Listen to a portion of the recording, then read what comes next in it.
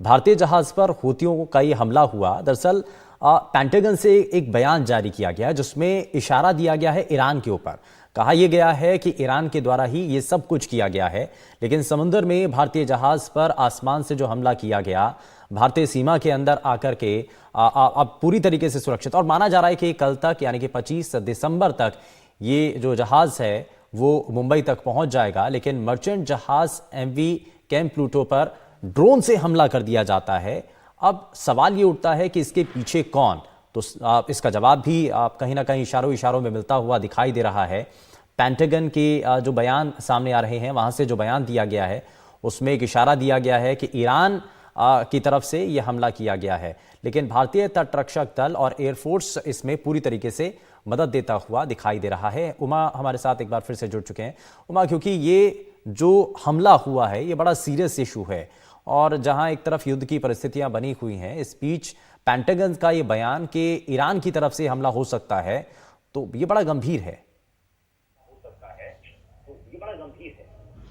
जी बिल्कुल, देखिए लगातार जो यमन में जो हुती विद्रोही हैं उनकी तरफ से जहाज़ों पर जो हमले हैं वो लगातार हो रहे हैं। तकरीबन 100 जो ड्रोन या जो यूएवी है उसके जरिए जो हमलों को अंजाम दिया जा रहा है। और जो अभी ताज़ा जानकारी अमेरिका की तरफ से दी गई है उसमें लाल सागर में 4 और जो हमले हैं जिसको कि नाकाम किया गया है अमेरिकी सेना के द्वारा, इसकी जानकारी दी गई है। लेकिन जहां तक जहाज़ों पर हमले की बात है तो बहुत ही चिंता की बात है, क्योंकि दुनिया की अर्थव्यवस्था की जो धुरी है वो इस इलाके से गुजरती है, और कई देशों के जो जहाज हैं वो यहाँ से माल ढोते हैं।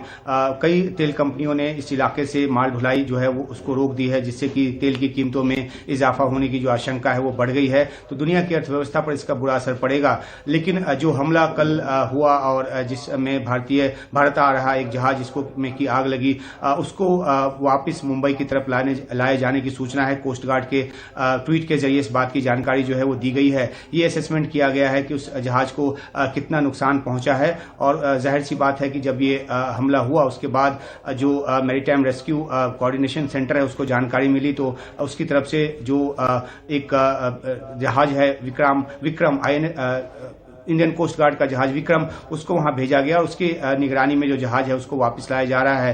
तो ये एक चिंता की बात है, और खासतौर पे तब जबकि ये जो जहाज है वो भारत के पोरबंदर से तकरीबन 217 नॉटिकल माइल दूर था। ये मंगलुरु जा रहा था, सऊदी अरब से चला था, और इस इलाके में इस तरह का जो हमला है लाल सागर के अलावा, ये चिंता बढ़ाने वाली बात है। तो अब देखना है कि जो एक दल बनाया गया है अलग अलग देशों के साथ कोऑर्डिनेट करके, जिसमें तकरीबन 20 देश जो है वो शामिल बताए गए हैं, ताकि लाल सागर से गुजरने वाले जहाजों की सुरक्षा सुनिश्चित की जा सके। साथ ही साथ जिस तरह के आरोप ईरान पे लग रहे हैं, क्योंकि ईरान जो है वो लगातार समर्थन देता रहा है हुती विद्रोहियों को, ईरान जो है वो हमास की मदद भी करता रहा है, और उसी के बूते हमास जो है उसने ताकत हासिल की, इस तरह के आरोप भी लगातार लगते रहे हैं। तो ऐसे में जब अमेरिका साफ तौर पे इस बात को कह रहा है कि जो हमला हुआ है कल का वो ईरान की तरफ से हुआ है, ईरान की मदद से हुआ है, तो अपने आप में गंभीर बात है। हालांकि ईरान की तरफ से इस पर अभी कोई टिप्पणी नहीं की गई है, लेकिन ये देखना है कि इन हमलों को रोकने के लिए आखिरकार क्या कुछ किया जाता है, और किस तरीके से बेरोक टोक तरीके से इस इलाके से जहाज गुजरे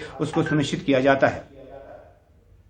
अच्छा उमा, एक चीज और भी है कि आखिर इस शिप को टारगेट क्यों किया गया? आखिर इस शिप पर क्या था, और क्या ये सुनियोजित साजिश थी, पहले से ही तैयारी की गई थी इस हमले को लेकर के? और इस शिप को टारगेट करने के पीछे मकसद क्या हो सकता है?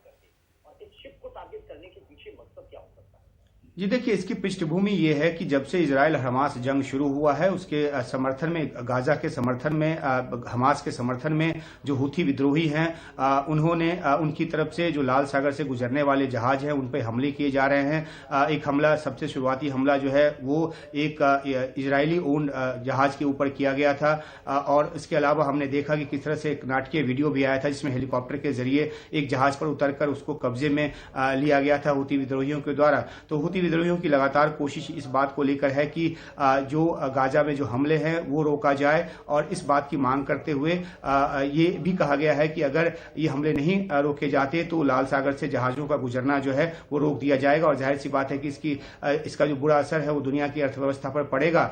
चुनौती की बात यह है कि कैसे सुनिश्चित किया जाए जहाजों के आवाजाही को। यहाँ पर इस बात को लेकर कई देशों ने कोऑर्डिनेट करके एक दल बनाया है, और उसके मुताबिक जो है संरक्षण की कोशिश इस इलाके में की जा रही है। लेकिन बड़ा सवाल यही है कि अगर ईरान इन सब हमलों के पीछे है, जैसा कि आरोप लगातार अमेरिका की तरफ से लगाया जा रहा है, और जो हुती विद्रोहियों को समर्थन देता रहा ईरान, ये बात साफ तौर पे जाहिर है, तो ये युद्ध को भड़काने वाला भी एक पहलू हो सकता है, क्योंकि अगर लगातार इस तरह के हमले जारी रहे तो रिटेलिएशन जो है वो अमेरिका की तरफ से भी होगा। और जैसा कि अभी हमने अपने दर्शकों को जानकारी दी कि 4 और अटैक हुए हैं जिसको कि नाकाम किया गया है। इसके अलावा 2 और शिप पर जो अटैक है वो किया गया है, जिसमें कि एक इंडियन फ्लैग शिप भी है जो कि इसी लाल सागर से गुजर रहा था। तो ये जो हमले हैं वो बढ़ते जा रहे हैं। अमेरिका की तरफ से दी गई जानकारी के मुताबिक 14 अटैक अब तक जहाजों पर हो चुके हैं। हालांकि 100 से ज्यादा ड्रोन अटैक किए गए, लेकिन 14 जहाजों को मामूली तौर पे या फिर थोड़ा ज्यादा नुकसान जो है वो पहुंचा है। और ये एक चिंता की बात है अर्थव्यवस्था के लिए भी, जान माल की सुरक्षा के साथ साथ। ठीक है, बहुत शुक्रिया उमा शंकर इस पर जानकारी देने के लिए।